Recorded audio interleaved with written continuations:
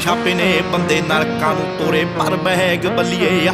ਨਾਮ ਸੁਣ ਲੋਕਾਂ ਦੇ ਪਸੀਨੇ ਛੁੱਟਦੇ, ਸਾਡਾ ਇਹੀ ਹੈ ਟੈਲੈਂਟ ਤੇ ਜ਼ਵੈਗ ਬੱਲੀਏ ਆ।